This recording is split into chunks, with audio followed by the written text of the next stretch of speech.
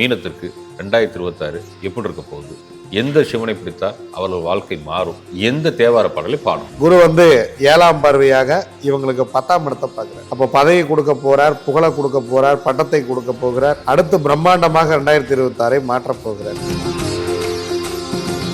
இவர்கள் வாழ்நாளில் செய்யக்கூடாத தவறு அப்படிங்கிறது யாரையும் 6ஆம் இடத்தில் இருக்கக்கூடிய கேது இறுக்கி பிடிப்பார். நண்பர்களை எதிரிகளாக மாற்றுவார், நண்பர்களை துரோகிகளாக மாற்றுவார். எந்த சிவனை பிடித்தால் வாழ்க்கை மாறும். இவர்கள் வாழ்க்கையில ஏற்படக்கூடிய பல பிரச்சனைகள் இங்கே சரியாகும். மச்சபுரீஸ்வரர், இது தேவராயன் பட்டி. இந்த காயரண்யேஸ்வரர் போய் கும்பிட்டா என்ன நடக்கும் அப்படின்னா, பொருளாதார மேம்பாடு கிடைச்சே தீரும். இப்போ ஜென்மசனி போயிட்டு இருக்கு இல்லையா, அதனால ஜம்புகேஸ்வரர் அகிலாண்டேஸ்வரி அம்மன் கோயில்ல போய்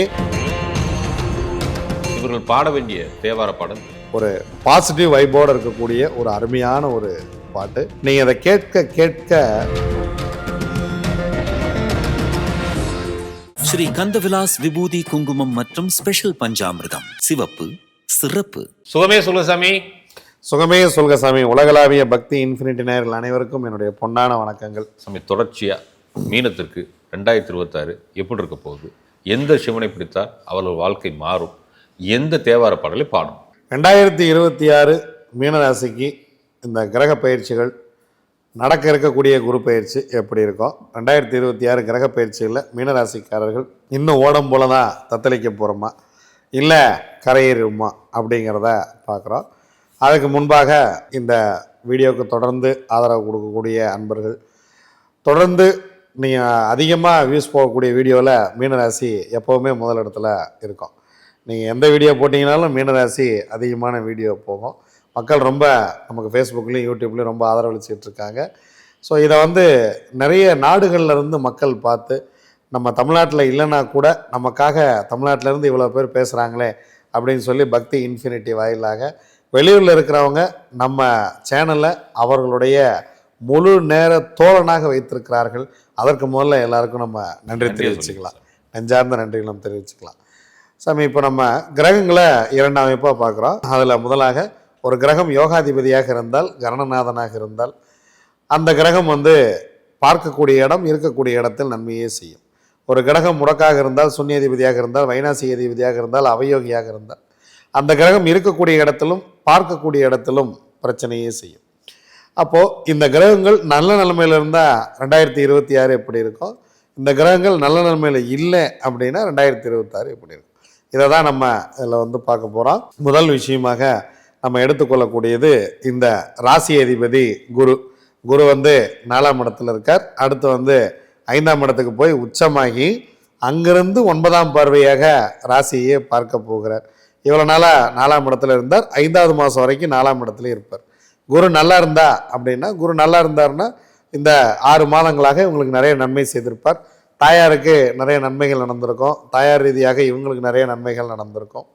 வாழ்க்கை பிரம்மாண்டமாக மாறுவதற்கு தாயார் வழி உறவுகள் இவங்களுக்கு நிறைய உதவிகள் செய்திருப்பாங்க. 4ஆம் இடம் மண்மனை, வண்டி வாகனம், வீடு வாசல், சொத்து சுகம், வீடு அமையிறது, புதிதாக வீடு கட்டுவது, அதற்கான முயற்சிகளில் இறங்குவது, அதற்கான லோன் கிடைக்கிறது, ப்ராசஸ் ஆகிறது, அந்த மாதிரியான விஷயங்கள்லாம் ரொம்ப பாசிட்டிவாக இதில் நடக்கும். குரு 5ஆம் பார்வையாக இவங்களுடைய ராசிக்கு 8ஆம் இடத்தை பார்க்கிறார்.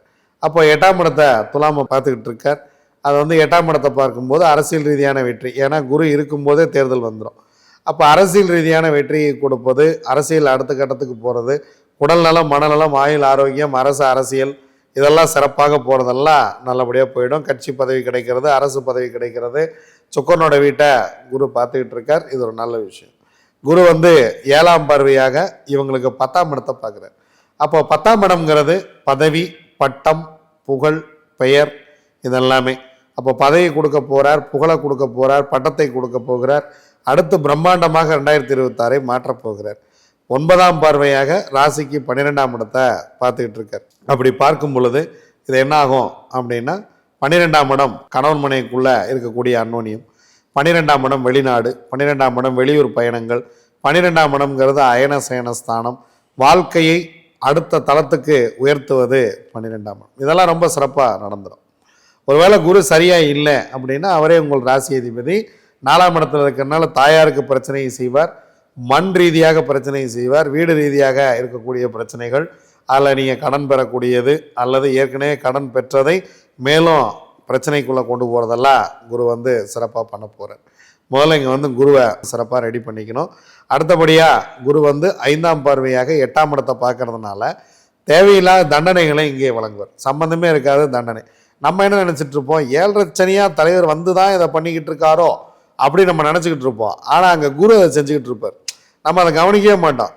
குரு நம்ம ராசி அதிபதி நல்லா தானே இருக்காரு, அவர் என்ன நம்ம பிரச்சனை பண்ணிட்டு போறாரு அப்படின்னு நினச்சிக்கிட்டு இருப்போம். ஆனால் குரு தான் இங்கே நிறைய பிரச்சனைகளை பண்ணுவார். 8ஆம் இடம் தண்டனை கொடுத்துட்டு இருப்பார். 8ஆம் இடத்துல ஏதோ ஒரு கிரகம் உங்கள் ஜாதகத்தில் இருக்கும், இதை கோச்சார குரு அங்கேருந்து பார்த்துக்கிட்டு இருக்கோம். அப்போ என்ன பண்ணுவார், அந்த கிரகத்தை தூண்டி விட்டு வேலை செய்ய வைப்பார். ஒரு சிலருக்கு சனியே கூட அங்கே போய் உச்சமாக இருக்கலாம், குரு அதை பார்த்து தூண்டி விட்டு ஜனன கால சனி ஒரு பக்கம், குரு ஒரு பக்கம், கோச்சாரத்தில் சனி ஒரு பக்கம், குரு ஒரு பக்கம், 2 பேரும் விளையாண்டுக்கிட்டு இருப்பாங்க. அவங்க விளையாடுறதே தெரியாமல் நம்ம வந்து யார் விளையாடுறாங்க யார் அடிக்கிறாங்க அப்படின்னு தெரியாமல் போர்க்களத்தில் நிற்கக்கூடிய மாவீரனை போல எந்த பக்கத்துல இருந்து அம்பு வருதுன்னே தெரியாமல் அதை வந்து நம்ம சமாளிச்சுக்கிட்டு இருக்கோம் அப்படிங்கிறதான் விஷயம். ஸோ இதை வந்து 1 by 1 நம்ம வந்து சார்ட் அவுட் பண்ணிக்கணும். ஏன்னா 12ஆம் இடத்தை பார்க்கும் பொழுது கணவன் மனைவி உறவுக்குள்ளே நிறைய சலசலப்புகள் ஏற்படுறது, 2 பேர்த்துக்கு ஒரு அன்னோனியம் இல்லாமல் போகிறது, வெளிநாட்டு பயணங்களில் தாமதம் பெறுவது, உறக்கம் இல்லாமல் போவது, உறக்கத்தில் தாமதமாவது, இதெல்லாம் குருவே செய்துக்கிட்டு இருப்பார். அதனால் குரு நல்ல அமைப்பில் இருக்காரா இல்லையாங்கிறத பார்த்துக்கணும். அதே போல் 2026 பொறுத்த வரைக்கும் சனி பகவான் ஜென்ம சனியாகத்தான் இருக்க போகிறார். ராசியிலே இருக்கார். சனியும் சந்திரனும் சேருகிறது. அங்கே சனி பகவான் 3ஆம் பார்வையாக 3ஆம் இடத்தை பார்க்கிறார், ரிஷபத்தை பார்க்கிறார். 3ஆம் இடம் முயற்சி வெற்றி. அப்போ சனி நல்லா இருக்கார் அப்படின்னா ஒன்றும் பிரச்சனை இல்லை. சனி பயிற்சி ஆனதுக்கப்புறம் நான் நல்லா தான் இருக்கேன், 7.5 சனி வந்து எனக்கு ஒன்றும் பிரச்சனைலாம் பண்ணலை அப்படின்னா சனி உங்களுக்கு நல்ல நிலைமையிலேருந்து உங்களை உயர்த்திட்டு இருக்கார். ஏன்னா 7.5 சனி காலகட்டங்களில் தான் சனி பகவான் ராசியில் பயணிக்கும் போது தான் திருமணம் நடக்கிறது, தன்னுடைய குழந்தைகளுக்கு நன்மை நடக்கிறது, வீடு கட்டுறது, இந்த மாதிரி சுப செலவுகளை நிறைய பண்ணி கொடுப்பார். நிறைய வாழ்க்கைக்கு தேவையான இன்வெஸ்ட்மெண்ட் எல்லாம் பண்ண வைக்கிறது சனி பகவான் தான். சனி பகவான் 3ஆம் பார்வையாக 3ஆம் இடம் சுக்கிரனோட வீட்டை பார்த்துக்கிட்டு இருக்கார். அப்படிங்கும் போது என்ன நடக்கும்னா நீங்கள் எடுக்கக்கூடிய முயற்சிகள் எல்லாம் வெற்றி பெறும். சனி பகவான் 7ஆம் பார்வையாக 7ஆம் இடத்தை பார்க்கிறார். திருமணம் நடப்பது, கணவன் மனைவிக்குள் அன்னோனியம் பெறுவது, கணவன் மனைவி மகிழ்ச்சியாக இருப்பது, மனைவி கணவனுக்கு உதவுவது, கணவன் மனைவிக்கு உதவுவது போல நிறைய நல்ல விஷயங்கள் இதில் நடந்து முடியும். ஒருவேளை சனி பாதிக்கிறார் அப்படின்னா 3ஆம் இடம் முயற்சி வெற்றியில் கை வைப்பார். முயற்சிகள் அனைத்தும் வெற்றி பெறாது. 7ஆம் இடம் பொண்ணு தேடிக்கிட்டே இருப்பாங்க, பொண்ணு கிடைக்காது. எங்கே போனாலும் பையனுக்கு 7.5 சனி நடக்குது, அப்புறமா பார்த்துக்கலாம். இந்த பையன் ஒரு 10 ஜாதகம் எடுத்துகிட்டு போகிறீங்க, அதில் முதல் ஜாதகமாக எதை நிராகரிப்பாங்கன்னு நினைக்கிறீங்க? 7.5 சனி நடக்குது, ஏன் போயிட்டு இந்த பையனை கொடுத்துக்கிட்டு வேற பையனை பார்ப்போமே அப்படின்னு இந்த ஜாதகத்தை தனியாக வச்சுட்டு மற்ற ஜாதகத்துக்கு தான் பொருத்தமே பார்க்குறாங்க. ஆனால் பெரும்பாலான பேர் என்ன சொல்லுவாங்கன்னா சனி காலத்துல திருமணம் நடக்கும்னு சொல்லுவாங்க. நடக்கும், 100% நடக்கும். சனி நல்லா இருந்தாருன்னா நடத்தி வச்சுருவார். இப்போ சனியே சரியில்லைன்னு வச்சுங்களேன், சனி பகவானே பிரச்சனை பண்ணுறாருன்னு வைங்களேன், அவர் என்ன பண்ணுவார்னா ஏதோ ஒரு இடத்துல தட்டி விட்டுக்கிட்டே இருப்பார். பொண்ணு பார்த்துக்கிட்டே இருப்பாங்க, மாப்பிள்ளை பார்த்துக்கிட்டே இருப்பாங்க, அமையாது. அது அமையறதுக்கான காலமாக சனி பகவான் அங்கே இல்லை. ஆனால் 7.5 சனி நடக்கும் போது திருமணம் நடக்கும், குழந்தை பிறக்கும், வீடு கட்டுறது, புதிதாக வாகனங்கள் வாங்குவது, புதிதாக வேலைக்கு சேர்வது, நல்ல நன்மைகள் எல்லாம் சிறப்பாக நடந்தே தீரும் இந்த 7.5 சனி காலத்தில். அப்போ சனி பகவான் நன்மையாக இருக்காரா இல்லையா அப்படிங்கிறத பார்க்கணும். 10ஆம் பார்வையா 10ஆம் இடத்தை பார்க்குறார். 10ஆம் இடம் அப்படிங்கிறது பதவி, பட்டம், புகழ், பெயர், கர்மா. குருவும் 10ஆம் இடத்தை பார்க்குறார், குரு தாவிட்டையே பார்க்குறார். சனி பகவானும் 10ஆம் இடத்தை பார்த்துக்கிட்டு இருக்கார். ரொம்ப அருமையான விஷயம். ராகுவும் பார்த்துக்கிட்டு இருக்கார், 10ஆம் இடத்தை பார்க்குறார். அப்போது நீங்கள் 3 வகையான ப்ரமோஷன்களை வாங்கி நீங்கள் வந்து மேலே போகணும். அந்த அளவுக்கு இந்த கிரகங்கள் உங்களுக்கு நன்மை செய்தால், நீங்கள் இல்லைங்க வந்ததுலேருந்து ஆளாளுக்கு நீங்கள் போட்டு அடித்து துவைக்கிறாங்க, கொல்லம்பற்றையில் இரும்பு அடிப்பாங்க பாருங்கள், 3 பேர் சமட்டி வச்சு ஒரு ஆள் அந்த வீடியோலாம் பார்த்துருப்பீங்க, ஒரே மாதிரி கரெக்டாக அந்த சுத்தியை ஒரு ஆள் எடுத்தால் இன்னொரு ஆள் அடிக்கிறது, அந்த சமட்டியை அவர் எடுத்தால் இன்னொரு ஆள் அடிக்கிறது, கரெக்டாக ரொட்டீனில் அடிப்பாங்க பாருங்கள், அந்த வீடியோலாம் பார்த்துருப்பீங்க. அந்த மாதிரி கொல்லம்பற்றையில் இரும்பு அடி வாங்குற மாதிரி நான் அடி வாங்கிட்டு இருக்கேன் அப்படின்னா எல்லாரும் சேர்ந்து பஞ்சாயத்து பண்ணுறாங்க அப்படிங்கிறது விஷயம். குருவும் சரியில்லை, சனி பகவானும் சரியில்லை, இவங்க ஏதோ பிரச்சனை பண்ணுறாங்க, இவங்களை சரி பண்ணிட்டா இந்த பெரிய பிரச்சனைகள் வாழ்க்கையில் இருக்காது.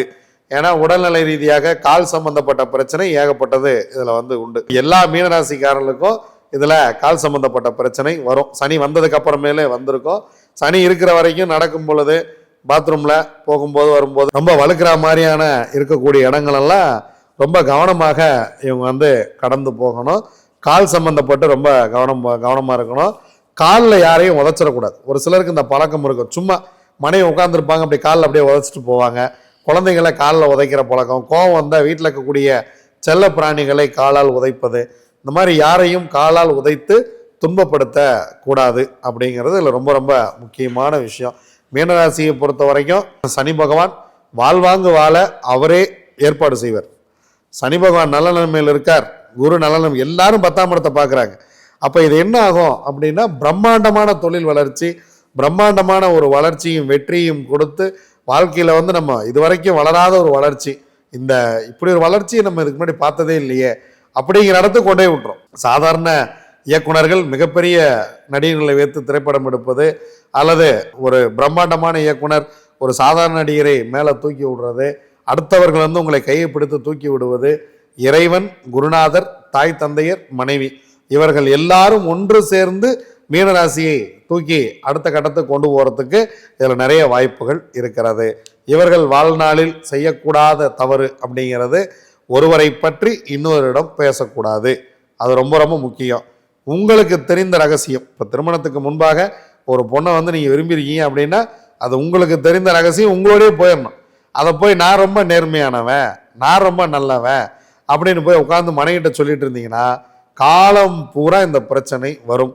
கணவன் மனைவிக்குள்ள சனி பகவான் வந்த பிறகு ஏகப்பட்ட பிரிதலும் இந்த மாதிரியான பிரச்சனைகளை சனி பகவானே ஒரு சிலருக்கு ஏற்படுத்தி கொண்டு தான் இருக்கிறார். இந்த சூழ்நிலைகள் மாறுவதற்கு நம்ம அடுத்து என்ன பண்றோம்னு பார்க்கணும். இவ்வளவு நாள் ராசியில இருந்த ராகு இப்போ 12ஆம் இடத்துக்கு போயிருக்கார். அது ரொம்ப முக்கியமான விஷயம். கேது 6ஆம் இடத்துக்கு போயிருக்கார். 6ஆம் இடம் அப்படிங்கிறது இந்த ராகு கேதுக்கள் என்ன பண்ணுவாங்க, சனியோ குருவோ கொடுக்குற இந்த வருமானத்தை, இந்த புகழை கட்டுக்கோப்பாக கட்டுப்படுத்துறதுக்கு என்ன பண்ணலாம் அப்படின்னு இவங்க 2 பேரும் பார்ப்பாங்க. 6ஆம் இடத்துல இருக்கக்கூடிய கேது இறுக்கி பிடிப்பார், நண்பர்களை எதிரிகளாக மாற்றுவார், நண்பர்களை துரோகிகளாக மாற்றுவார், துரோகம் செய்பவர்களை நம்ம கூட அனுப்பிச்சுடுவார்.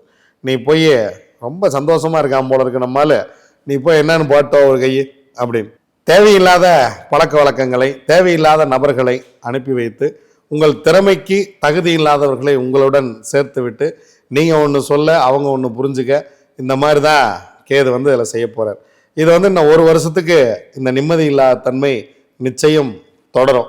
6ஆம் இடத்துல இருக்கக்கூடிய இந்த கேது உங்களை நம்பி வந்தவர்கள், நீங்கள் யாருக்கெல்லாம் நீங்கள் வந்து சொல்லி கொடுக்குறீங்க, அவங்க வாழ்க்கை கொடுக்குறீங்களோ அவங்க அடுத்த இடத்துக்கு போயிடுறது, இதெல்லாம் நடக்கும். நம்ம வந்து என்னடா இது நம்ம கிட்ட தொழில் கற்றுக்கிட்டு போய் நமக்கே துரோகம் பண்ணுறாங்களே அப்படிங்கிற எண்ணத்தை எல்லாம் இங்கே கேது வந்து உருவாக்குவார்.